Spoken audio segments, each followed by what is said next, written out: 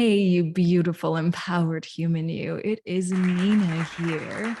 And today's episode of Triggered Can We Play With That is going to be exploring the triggers that you might have around jobs. That's right. I said it. JOBS. That's for jobs. For those of us who are still looking for jobs, are not sure why we're not happy in the jobs that we have multiple jobs, all the things around jobs. Meqa Smith is our special guest today, coming to you from Australia. And what Meqa is going to speak about is really going to help illuminate what is happening for us psychologically when it comes to the job market and the hiring process. So if you have things that you want to explore when it comes to this, if you are ready to transform hard conversations into teachable moments, this may be the episode for you. If you do not already have it, every episode I invite you to grab a journal or a really good friend to dialogue with you about what comes up for you in these episodes. But I'm going to be honest, this is probably one of our safest, least triggering episodes. It really stays in this like beautifully knowledge-driven intellectual realm of why is it that we are not hiring in a way that really enhances and explores and celebrates humanity. So if this is the episode that sounds like it is for you, get ready to hear Meqa do her thing, because for now, you know, my friend, that I am curious. Are you ready to play? Welcome to Triggered. Can we play with that? You know that moment when your emotions ramp up in an instant, leaving you feeling helpless, frozen, or out of control? In that moment, you've been emotionally hijacked, the very definition of triggered. And I want to ask you, can we play with that? I'm Nina L. Garcia, drama therapist and empowerment coach of Houston Creative Arts Therapy. Join me as we discover ways to empower you and the people who mean the most to you to transform hard conversations into teachable moments. Triggered. Real playful. Real respectful. Real empowered.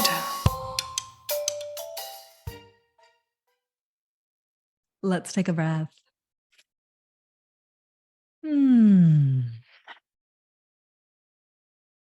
Welcome, Meqa Smith.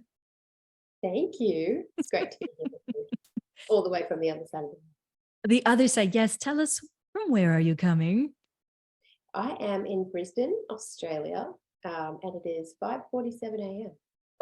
5:47 a.m. in Brisbane, Australia, and I'm over here 2:47 p.m. in Texas. Oh, it just shows the magic of Zoom, doesn't it? Oh my goodness, yes. Okay, so welcome. I'm really excited. Before we get into anything, we are going to set the intent. Of course, this is Triggered. Can we play with that? We set out to transform hard conversations into teachable moments. Do you consent along with me to have the journey that we're going to have today, whatever it may be, and know that I am still going to have your back the best I can, and you're still going to have mine, and we will see what happens. Absolutely. Sounds great. Wonderful. Okay. So let's do a brief introduction to you, Meqa. Just locate yourself, not even necessarily where you are in the world, but what identities, roles, what parts come up for you as a human being? That's such a great question, because usually people just ask you what you do, right? And then They you've got do. to ask that question in a very one-dimensional way. I am a mum. I'm a stepmom. I'm a wife. I'm a daughter. I am a coach and a consultant. And yeah, most of all, I guess I'm a curious human who cares a lot about other humans. I love that. We love curiosity on this show. Okay. So for everyone out there, my listeners out there, we are going to get curious today. I hope you have your journals on stand, because Meqa is incredible in what she does when it comes to working, employing, and so much more. We are going to be learning today from Meqa. But before we do Meqa, as we go in, I want to check in. I like to say, what's your internal weather? This is a great tool that I invite people to just try to learn out there if they're not used to checking in with their emotional selves. I like to say, hey, what's your internal weather? It could be realistic, it could be not realistic. I think my internal weather right now is like I've got these little like storms on the horizon and the dust is kicking up and I'm there in like my Western wear and the music is intense and I'm like ready. I'm like ready to traverse the territory. I love that. I have never ever thought about trying to picture my emotions as an internal weather system. So Mhm. that I'm going to try and take that away and learn how to do that. But for the moment, I feel pretty good. I would say, you know, let's say it's a crisp winter morning and it's clear, Mm. and Mm. you've just maybe you're at the beach and you can just see the horizon and the sun's rising, and it just feels like there's a lot of possibility. A lot of possibility, tying right back into our curiosity as we traverse the upcoming landscape. Okay, are you ready? Let's do it. So, I always ask for a title of the moment for all my listeners out there, right? And McEwa's moment is titled Mismatch. Okay. For all of you who've been out there looking for the job, trying to hire the person for the job, and you have that mismatch or something's not quite working out, McEwa is going to share more on that. The takeaway that McEwa hopes to be able to leave with us is why job hunting is so stressful. And we're going to be exploring what humans really want at work.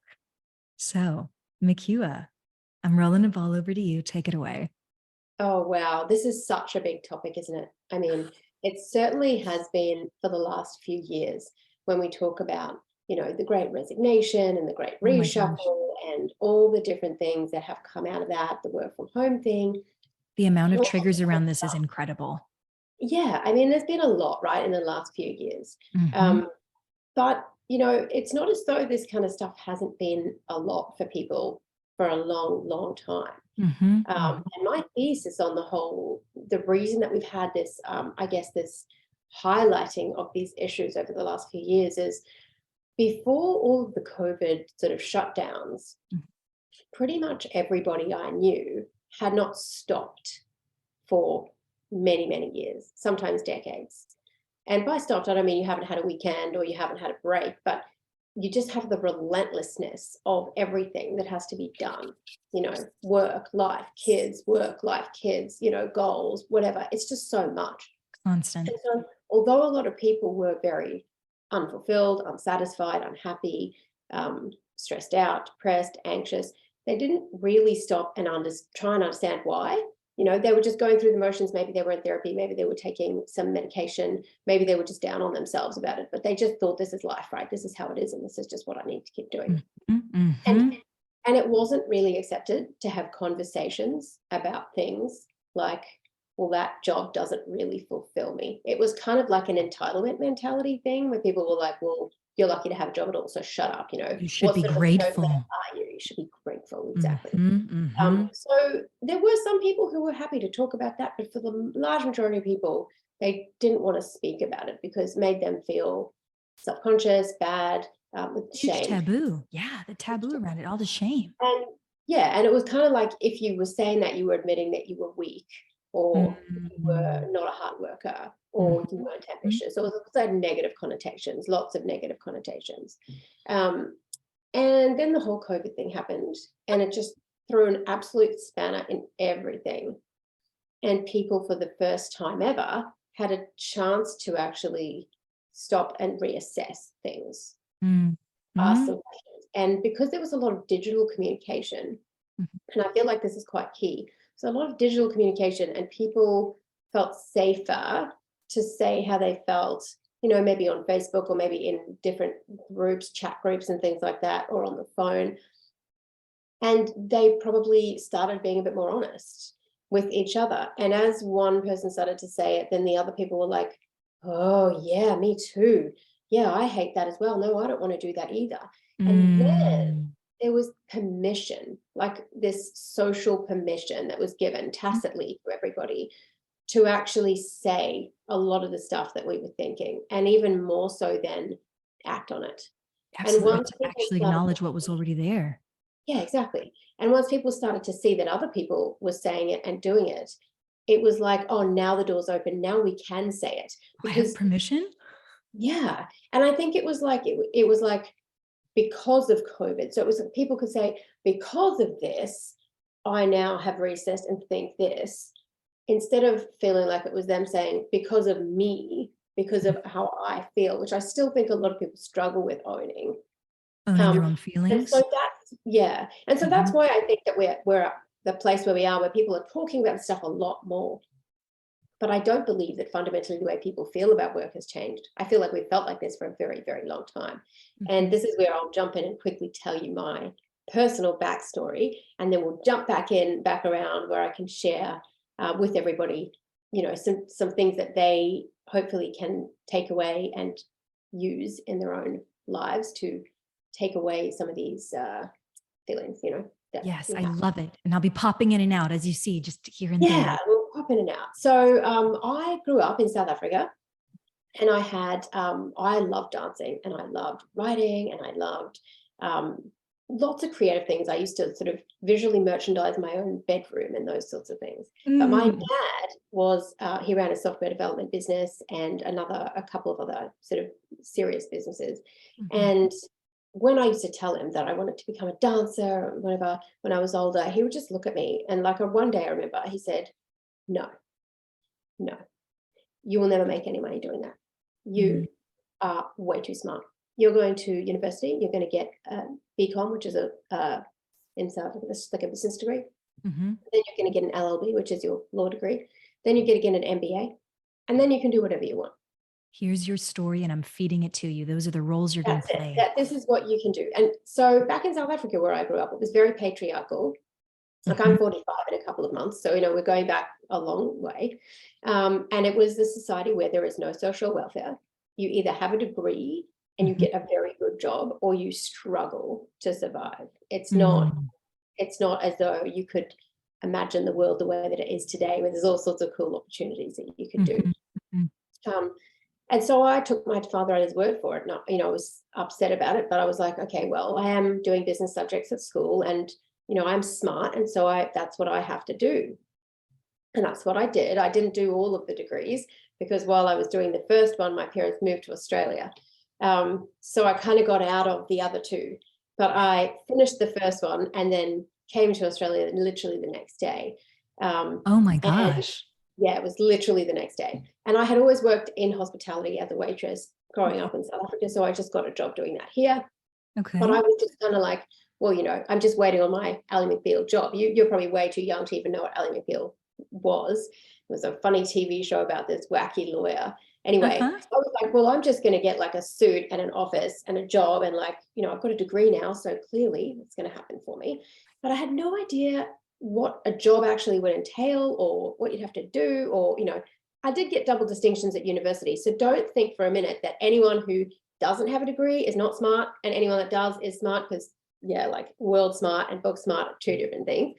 But True. I managed to get myself a human resources coordinator's job A human after about resources 6 months. coordinator. Okay. Yeah.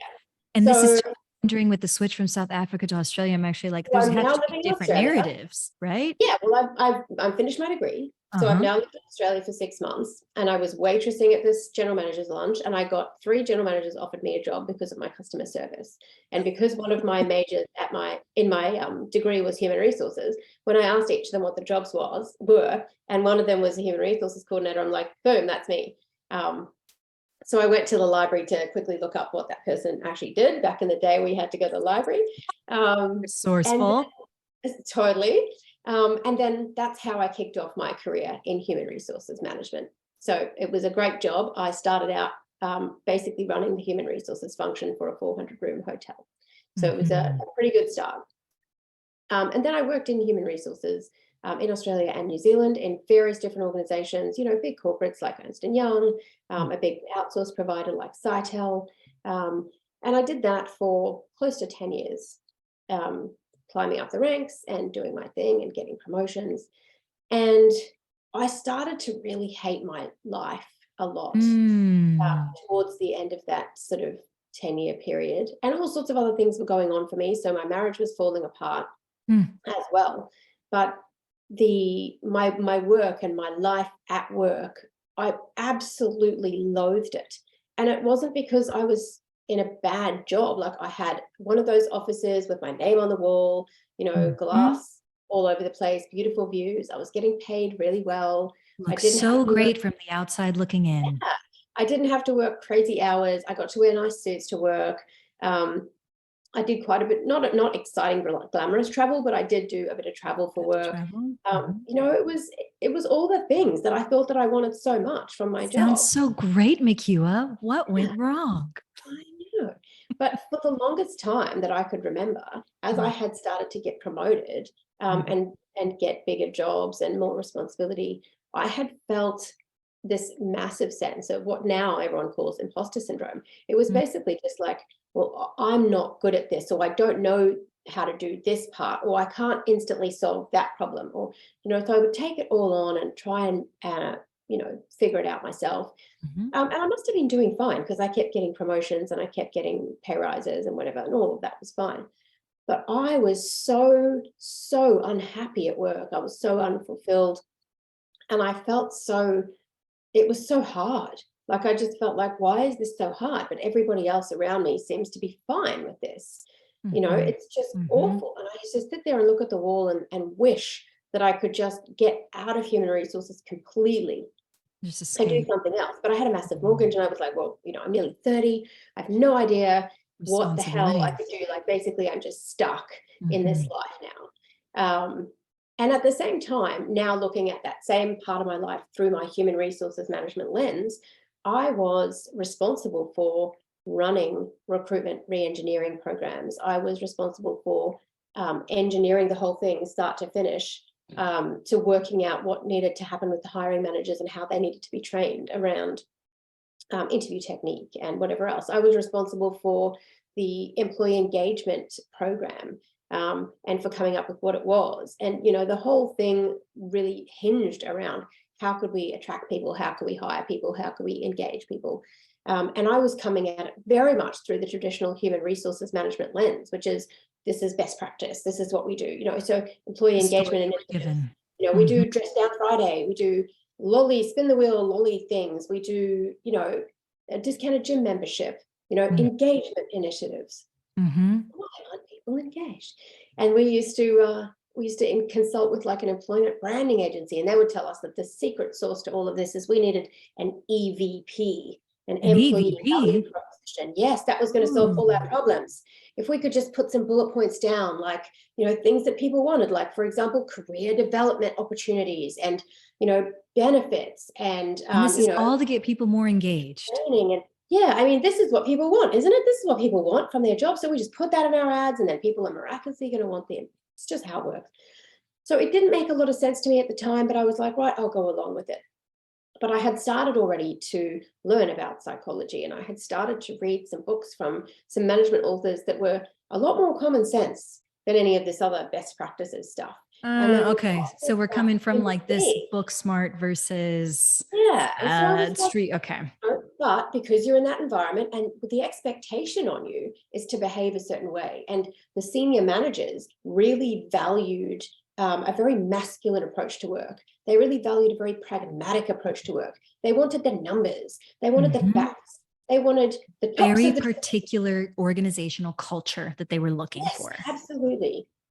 That I remember one guy said to me, I just want the tops of the trees, Meqa, and not the whole forest. It was, they would reward you if you were just very much into the cold, hard facts. And they would look down on you if you were into the soft and fluffy stuff. So, just like Pavlov's dogs, you behave more and more that way, but you feel more and more like something isn't right. And you're being trained, right? Conditioned to behave in a way that is not actually maybe your natural conditioning, right? Correct. Absolutely. There's a lot we could say here about gender norms, I'm sure, and about dominant cultural narratives and about oppression and systems in the workplace, right? That we're not going to talk about on this episode necessarily, but all of this is leaning into this, right? And is this I have to ask, and maybe you're going to get to in a second, so forgive me if I jump the gun on this, but when you say, I loathed this system, this way that it was working, my part in this, I loathed this. What did you hate about it so much? Well, this is the interesting thing. I didn't really know at that time. Okay. I didn't really know. So Couldn't put I your would finger on point it. to things like, oh, I don't really like this boss that I've got. Yeah, it's because of her, right? Yeah, she's the problem. Or, oh, I don't really like this part of my job that I have to do, which is lots of spreadsheets and things. And it's because I'm not good at it. Or I would just feel like other people that were doing a similar job to me in the same business seemed so happy in their job and they seemed to really relish parts of it. And I was just like, man, I feel like a lot of stuff is a huge waste of time. Mm, So there were a lot of things that I just could not put my finger on why I was mhm. unhappy. I just knew I was miserable. Um, and it got to the point where my ex-husband actually said to me, you need to be medicated. Like there is something really wrong with you. Like he forced me to go to a psychiatrist and go on antidepressants and all sorts of things What did he because think was so wrong with you? because I was so miserable. And he was like, there's something wrong with you. Like, you're in like, It's not why your are you job or so the situation that you're in. It's you. You've got to be yeah, well, fixed. exactly. But because Mm, there was nothing wrong with my life and I was mhm, so miserable, it was mm, like, you've got there's something wrong with you, right? mhm, mhm. Not the situation or the world, it's you, you have to change. And so you feel deeply embarrassed and shamed of yourself and like, holy shit, man, like What's maybe wrong I with you? am completely broken and defective, and that would explain everything. And so yeah, let me take the medication, which was awful because You I mean went through that with stuff it. really messes with you. So then you get night sweats and you can't sleep, and it's just awful, awful. I didn't stay on that stuff for long. It was clear that wasn't helping. Oh my gosh. This is like, But it adds more layers to the conflict yeah, already. Instead of yeah, saying, let's go in and look at the individual, see what's yep, happening. It's like, oh, yep, you don't fit this dominant group narrative. Something must be wrong with you. Let's correct. medicate you until you That's fit. right, And then we're more comfortable. 100%. And also, you need to fit.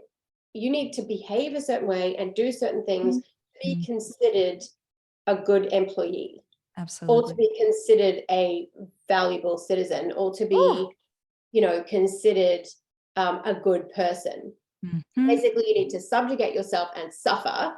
Otherwise, you're a snowflake. Yeah, but belong So, in this box. Belong in this yeah, box. exactly. It's like, Oh, do and this. when you say otherwise, you're a snowflake. I may need some context on that for how I might use that over here versus how you do. Yeah. Can you explain that one for me? Well, here it's very much like, people who want everything their own way on their own terms, and they can't cope with anything that is even remotely difficult. Okay, so very much a derogatory term. Yeah. Yeah. Yeah. Okay, thank you. So yeah, so I didn't know at the time, but the universe intervened and caused the end of my marriage at the same time as I had to make myself redundant and I was doing some contracting work. So I was kind of in between contracts anyway. So I moved back to Australia. And Mm, that was the first time in a very long time that I had to apply for a job. And I found myself on the other side of the recruitment experience. mhm. And it was terrible, absolutely terrible. What was it? I was too senior for this, too junior for that. You didn't get, this is back in 2009, didn't Yep, get a response from yep. anyone, like half the time, nothing at all. And half the time, it's a form letter by email 6 weeks later. You were sitting in front of people that clearly didn't really care about you or what you needed or what you wanted. They were just trying to find this perfect square peg for the square hole. Mhm. Oftentimes, at that point, I had 10 years experience. So I'm talking to recruiters who were 5 years younger than I was, who didn't have a single clue about how to do my job. And they were telling me, yeah, no, we can't put you forward for that because of this, or yeah, the client doesn't want to hire you because of that. And you've got absolutely no control over that situation. Um, Mhm.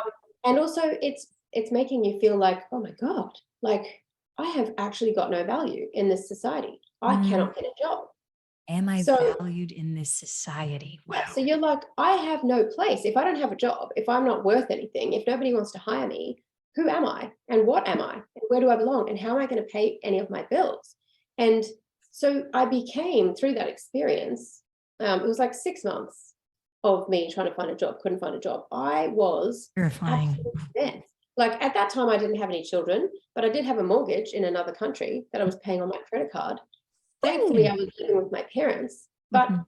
I had grown up middle class and I had been very privileged in so many ways that I had not realized that I had been. And I had always believed, like what I had been told, that, you have to get a good job and work hard. And if you didn't do that, you were basically a lazy person. And if you weren't working and you didn't have a good job, it was your own fault. And if you just tried harder, then you would have been able to get a good job. And so, like, I had a good job and I was working hard. And so I used to just think that was how it was, because that's what I had been told and that's what my experience had been. And then I was on the other side of the fence and I realized this is bullshit. Like, this is not because of me being bad or like any less valuable than I was when I was getting paid a good 6 figures like 2 months ago. What was it? This is the recruitment process is actually broken. And at that time, I didn't really know all the things that I know now. So I was just like, it's broken. And I thought it's got to have something to do with values matching. It's got to have something to do with helping people find jobs where they can feel like they can be themselves. In an ideal world, right? This is what you're like, this is what will fix it. I mean, this is like, I'm looking at this through the lens of like, what's wrong here in 2009. One of the things that you're just the image that pops up for me is when going through this process, how objectified one can feel versus personified. Like I am like in your image, like the square peg for the square hole, I mean, right? And then, or like, no, I don't fit, right? Or I'm like a whole person that has to align and match so that I can help this blossom, right? So, okay, so you recognize this, you're like, there's something wrong with the system. Yeah, I knew there was something wrong with it. And I, at the time, didn't know how to fix it or what to do about it. But, a few months later, I really needed to get some kind of job. So my dad at the time was developing a piece of software. And he said, well, I need some help with marketing. You can work with the web guys on the website. You can write the copy. You've got a marketing degree, right? And I'm like, yep, because my Bachelor of Commerce degree was in marketing and human resources. So I was like, yeah, I've got a marketing degree. I love marketing. Marketing is be so fun. Like, how cool is this going to be? It's going to be so easy and great. And this is really much more up my alley because I was always wanting to be a stylist or, as I said, a dancer or something to do with that. So I was like, great. Creative. Get back into this creative side of myself. This is awesome. And it was in lots of ways, lots of learning and, hitting your head against a brick wall or whatever. But that set me off on learning about marketing. And so I would, I'm a voracious reader and studier, and I probably own thousands of books, and I'm constantly listening to something and reading something. So I set forth on that path. Obviously, now I'm like hell bent on it. And over the years then, following that, I learned as much as I could about consumer behavior via psychology. Why do people buy things? What is this whole brand thing about? What is positioning about? Copywriting, all these things, which basically are all about human beings, right? And how human beings operate and why and what's going on and all these different things. And I remembered back to a time when I had been the director of human interest at Saatchi & Saatchi for a very short amount of time. That's a big advertising agency, if people aren't familiar. And I remember at the time that I had this kind of light bulb moment where I was like, wow, advertising, human resources, interesting. It's like you're communicating with the intent to influence, but there's different cohorts. So I had remembered that I'd had that kind of light bulb at the time back then, but didn't really sort of land with me until I was working in the marketing space for quite a while. And I was like, this is so interesting. And then in about 2015, I was at a marketing agency as a strategist, and I decided I'm going to start my own agency because people need to understand how to retain people, how to create great experiences. So I naively set off, and that's when I first set up the Unforgettable agency. I naively set off on that journey, which eventually took me to many years of freelancing, feast and famine, I was a single mom at that point already, but being a single mom, I was working from home by myself on my own well before the COVID thing. And it really did get to me quite a few times. It really got to me. And I was like, I am so lonely. I am so disconnected. I really want to be part of a team. And so I would gather all of my strength and apply for a job. And the process of applying for a job was so soul destroying because, again, it's that dehumanization. You look at the jobs boards and the way they communicate with you is like, I'm not a robot, but like everything is like a robot. It's kind of depressing, even just reading the job ads. But you might find one or two that you think, oh, I could probably do that. And you apply for it. And then again, you just get a stone wall in your face unless you're a square peg in a square hole. So when around that time, when one of my clients asked me to help him to hire for a key role, even though I was working more on the marketing and positioning side, it kind of fit into what I was teaching, which was about brand experience and being able to deliver on that. So he was brave enough to allow me to hire for this role for him in the way that I wanted to hire. And that's where I first created what I now call inspiring. But I set the whole process up to treat candidates as customers, to treat a job as a product, and to treat recruitment as sales and marketing. So the whole thing was designed to find somebody who felt like this was their perfect job. And at the time, even back then, I had a thesis about why that was going to work, but I didn't 100% know. Anyway, it worked. It worked great. We had amazing feedback. The client was super happy. I was super happy. And that kicked off what I now do full time, all the time, which is great. But the realizations and the crystallization of what was actually going on and why kind of came, I think, after that, where I had to kind of sit back and look at all of these things, everything from the story I've just told you, all the way up to there. And I was reading a book called Tribe by Sebastian Junger, who is a war journalist over there. And it is about American veterans and the epidemic of depression amongst them. But within that, he shared something which has now become like the foundation of everything that I teach about the way that humans are hardwired. Everybody listen in, get your journals out now. Go for it, Meqa. Well, it's so cool. Basically, what he was explaining was that we are hardwired to live in tribes. And we have been hardwired that way ever since we did live in tribes, right? We're still hardwired the same way now. And these tribes would be made up of about 35 to 50 people.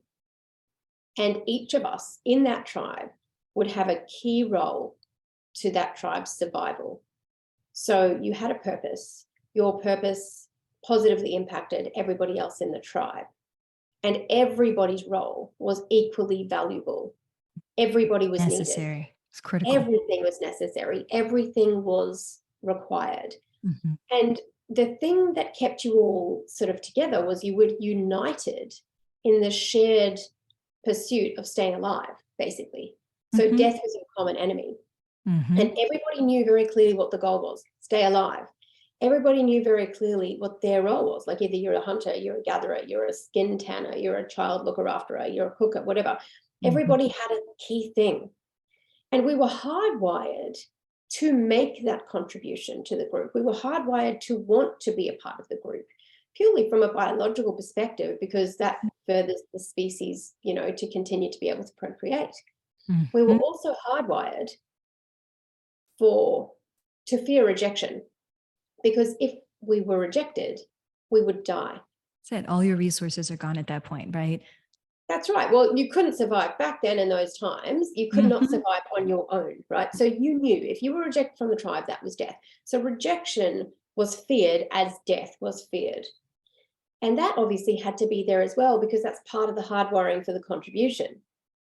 But, and this is the scary part, is when you fast forward to today and you have a look at the world that we live in now, we have none of those things that we so desperately need. And what we have all the time is that we're constantly being told that we're constantly basically being rejected by the world that we live in.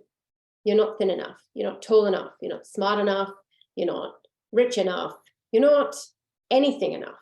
And by the way, you can be replaced by anyone.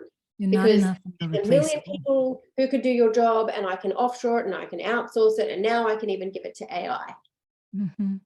You know, so we're not, and we're being told this at every single place. Like if you scroll through Instagram, if you now have a look through this lens, you're being told that you need a thinner stomach, bigger boobs, a bubblier butt, bigger lips, there's Always like something. every single thing, whether it's psychological, whether it's financial, whether it's physical, there's You always always need something. something.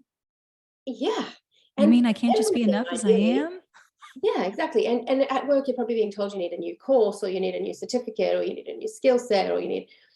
And so what's happened to us as a society is we are no longer getting any of those things that we need the way that we used to get them. And even if you look back like 30 or 40 years, you still had communities where, maybe you lived in the same town for most of your life, maybe your family still lived there. There was the butcher, there was the baker, there was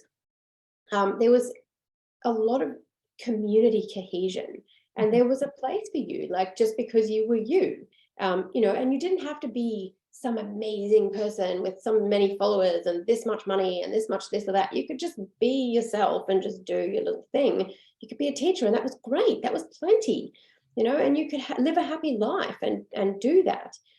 But fast forward, and we've now been geographically dispersed all over the world for a long time. We no longer live in those same communities for very long at all. We don't even really know our neighbors. We don't have that sense of community connection or cohesion anymore. We're very much sole operators. And I mean, now when we live in the post-COVID, everything digital, AI-enabled era, you literally can just live in your apartment on your own and do every single thing on your laptop and not have to see anyone. And if you do, it's people that you're not connected to. So what's happened to us over that time is that we are desperately seeking that sense of connection and belonging. And we want to make that contribution. We want to have a sense of our own value.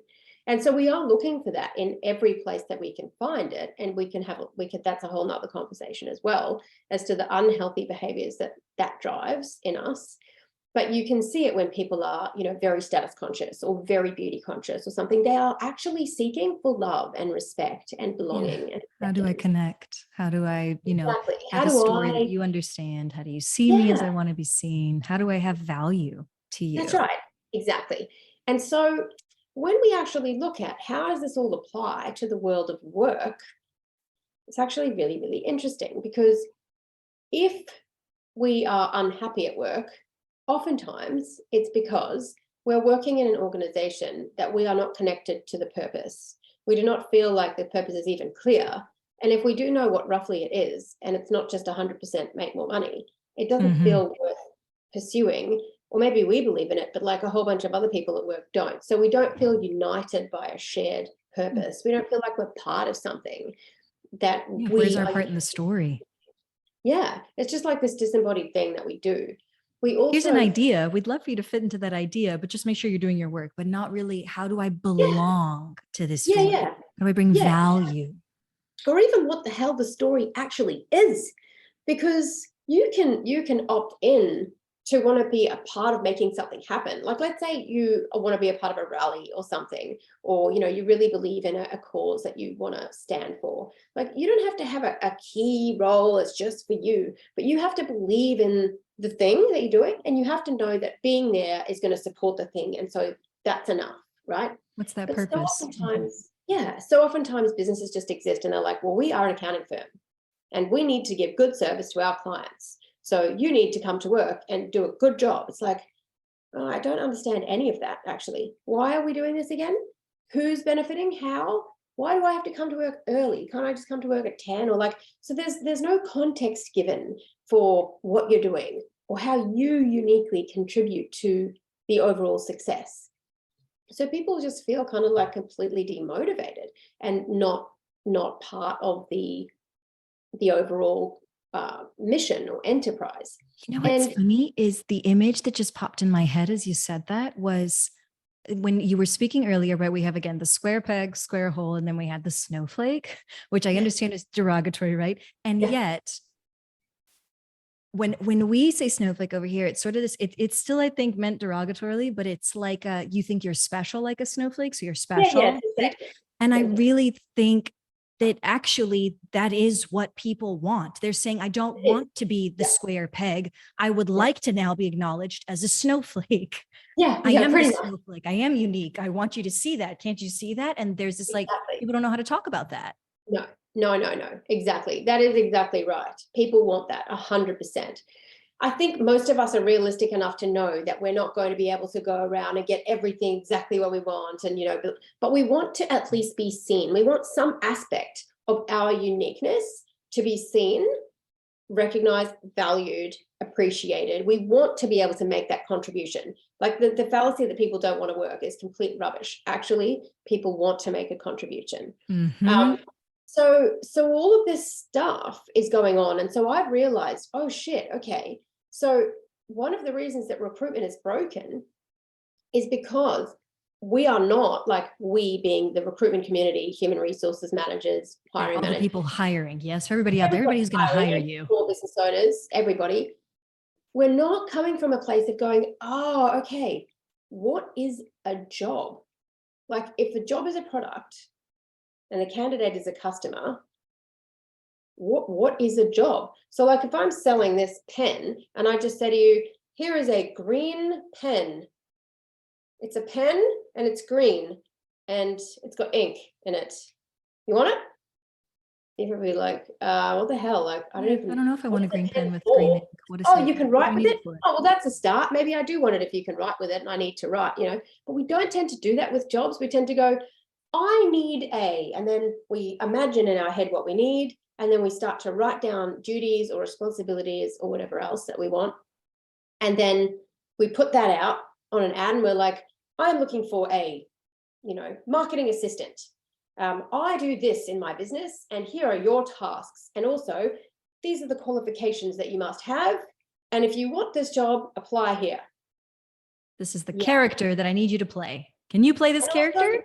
And also, what the hell, man? Like, nobody wants to do that. I heard Seth Godin say something absolutely beautiful, talking about nobody wants a job. Like, he was talking about this in the context of freelancers. And he's like, you don't actually want a client. You don't actually want a job. You want an emotion.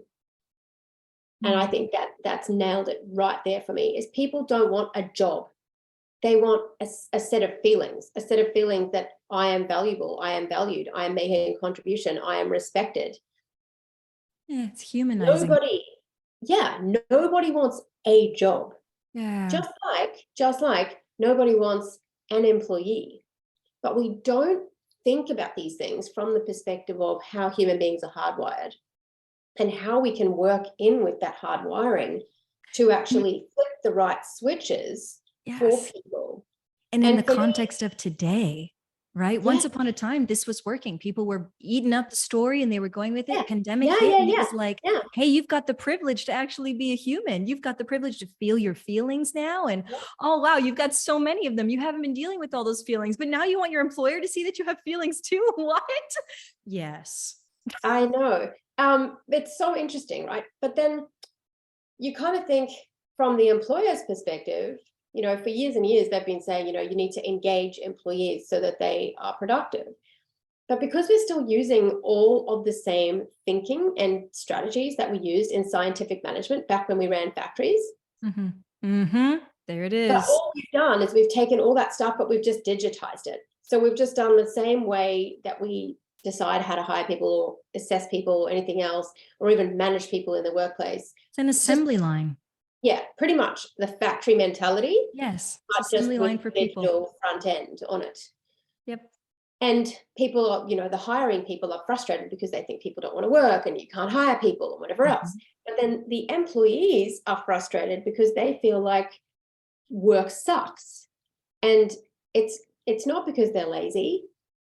It's because they haven't, and they don't want to work. It's because they haven't been offered this opportunity to buy into something, to become a part of something. The mismatch. There's the they haven't been recognized, and we haven't even talked about assessments and things yet. But so there's this massive mismatch, and also there's this other thing that layers in on top of the tribal sort of hardwiring, which I call the human operating system, which is called the seeking system. And it's one of our 7 emotional centers that nobody I have ever spoken to has ever bloody heard of. There's been a whole book like written. I've never heard of the 7 emotional centers. Now, I have heard of the approach system versus the avoidance system. So the seeking system that you're talking about is that approach? System is, probably one of those. But it is the place that intrinsic motivation comes from. Okay. And in order for this intrinsic motivation to switch to be flipped on, we need 3 things. So one is a sense of purpose, one is a sense of experimentation, and one is a sense of self-expression. Okay. Purpose, experimentation, and self-expression. Is this how we become more well-matched, better matched in this case? Because I know we're near the end of the episode and I want to make sure that we get to the core of this. So this whole mismatch thing is about, first of all, organizations don't understand these things, right? So they're not building these things into the way they hire and the way they manage people. That's important because for everyone out there looking for a job, what you're hearing is the people who are actually trying to hire you are still stuck in a mindset that you're basically an object on an assembly line. They may not be sure yet how to humanize you. Okay. That's right. Yes. Then the part, I suppose, that really like helps people to understand themselves a bit better and feel a lot less shame about what they may be good at or not good at, or what they may be able to tolerate and not tolerate, is that there are so many different ways to look at how we individually are hardwired. There are all sorts of assessments out there, right? So you can do things like DISC, you can do things like Myers-Briggs, which is quite traditional, but then there are some others that are much more holistic. There's one that I highly recommend called Wealth Dynamics, which is really cool. It's like a combination of like Chinese stuff and sort of different energy centers, and like the Chinese seasons, the different energy centers, and yeah, just different ways of thinking and working. And there's a recent one which I also highly recommend. So that one's about, I think, $97 for the assessment. There's one that's $25 an assessment. It's called Working Genius by Patrick Lencioni.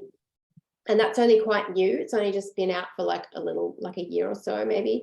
But both of these and anything else that you can do, like whether it's clicking Strengths Finder or anything else that you can do to understand yourself.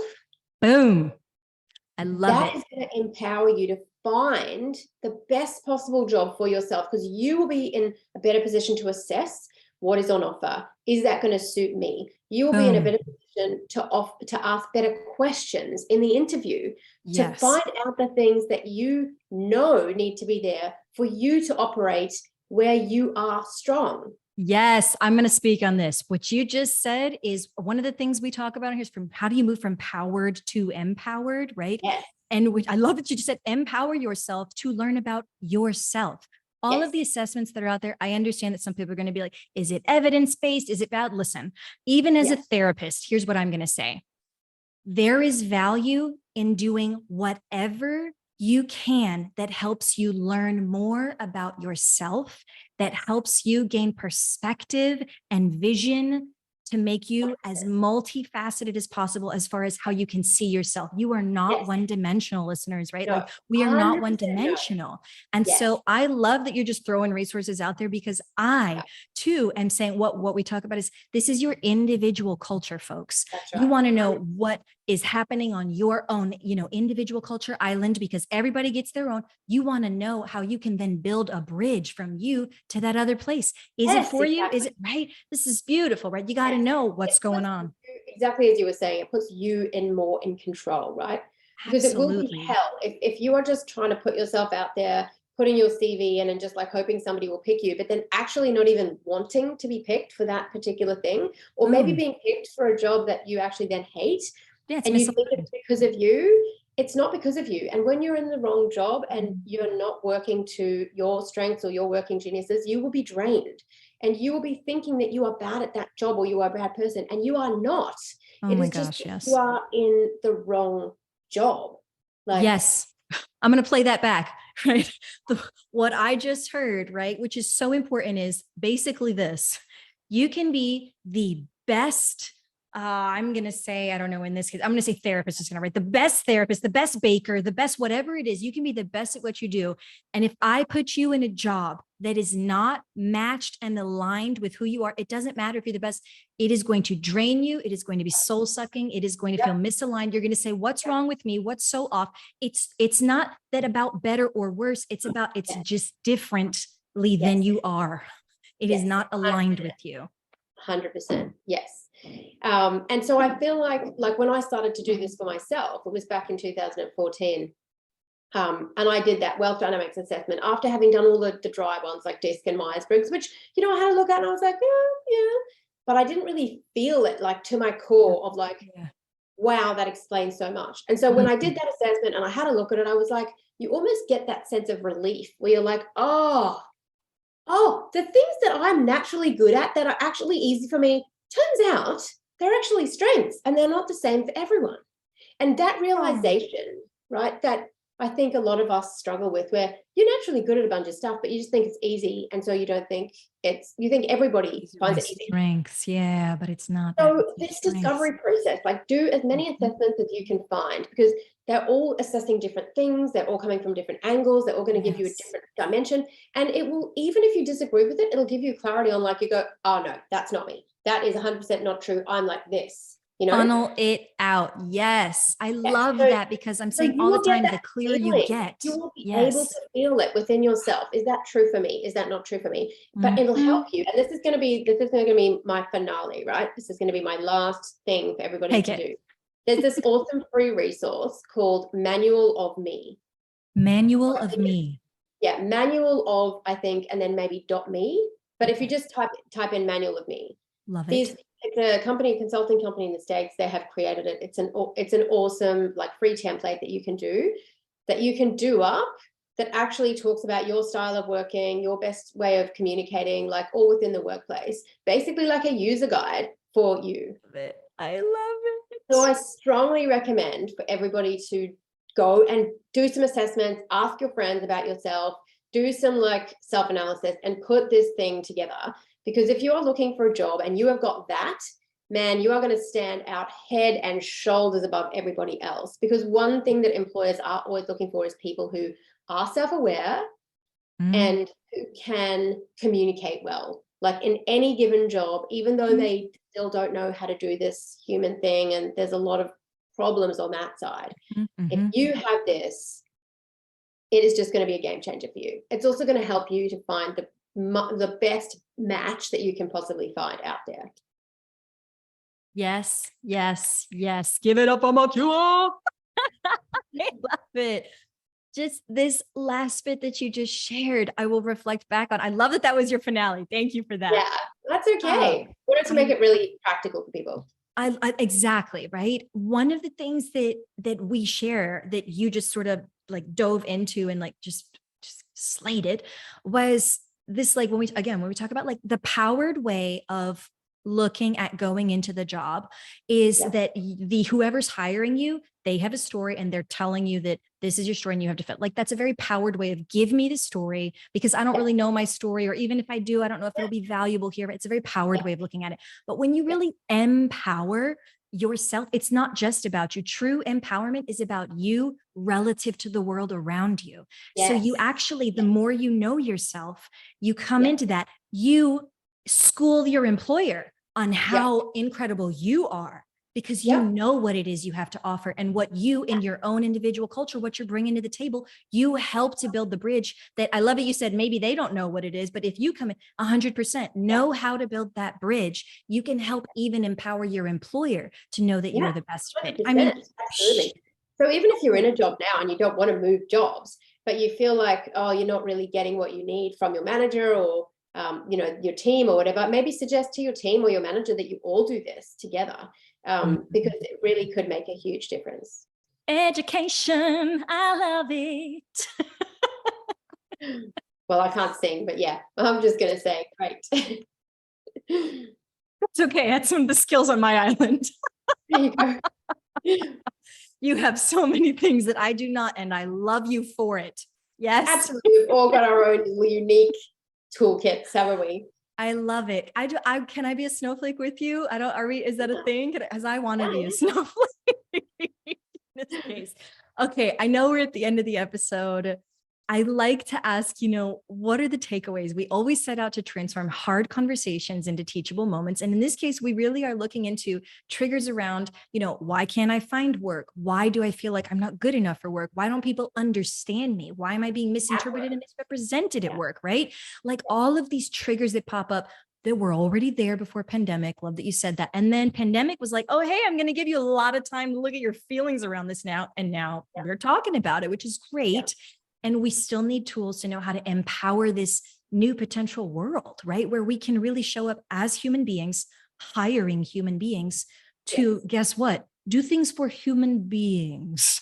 Exactly. There's Yeah. so much 100%. humanity that this can bring back into the system. So again, we set out to transform hard conversations into teachable moments. Do you feel like we did it? I think so. Yeah.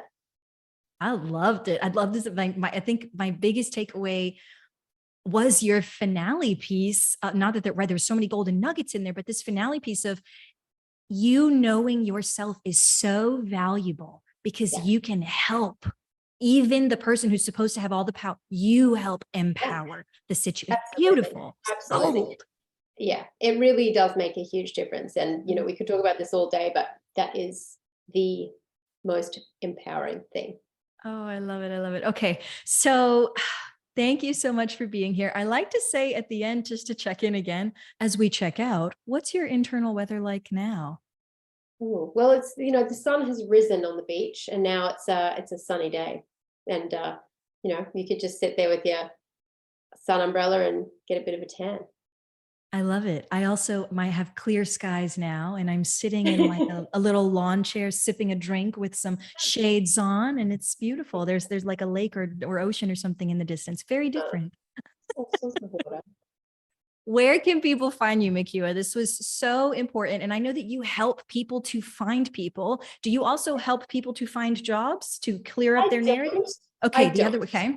Love it. But always happy to help anybody out if they have a question or if they, want to DM me or something. I'm more than happy to point them in the right direction for some resources there. But yeah, LinkedIn is probably the easiest place to find me. My Instagram game is woeful. Definitely don't look me there. And I'm behind the times in my social media stuff, but LinkedIn I post on pretty much every day. So, That's beautiful, right? Because really, we just need to be able to get to you, ask you these questions, get some of the resources that you have out there. And I know you've got some fantastic resources. Personally, I can say this. Yeah, for So, employers, for people who are hiring, I mean, yes. that's definitely those people are my clients, so I have everything set up for that. Yes. But at the same time, obviously, it's a two-sided thing, like we all need to come together as humans and be self-aware. This applies to employers as well, by the way. If you have a manual of me, it is going to make it so much easier for you to communicate to the people that you're trying to hire and to make sure that you're finding a match for yourself. I love So it. every human needs to do this. I love it. That's exactly what I was thinking, that human to human, right? We are trying to bring humanity back. We 100%. really are. No more objectification of the human. No more. Like, let's heal it up, y'all. Okay. I am going to have all of your information, of course, in the show notes. So folks, you don't have to rewind and be like, where can I find Makua Smith? I got you. It's going to be there in the show notes. Thank you so much, Makua. I am so grateful for this. This was just like, my brain is like, la, la, la, la, la, la, like all lit up. It's been great. So thank you so much. And for everyone out there, that is what we planned for today, folks. So thank you so much for being willing to explore your triggers as a human being. And of course, if this was helpful, one of the best things you can do is to share this episode and rate it 5 stars, specifically saying it was the episode with the unforgettable agency's Makua Smith that really changed things for me. I really learned about some of the triggers I had around job situation, hiring situation, and what's going on in this post-pandemic era for jobs, right? So thank you all for listening, and otherwise, stay curious.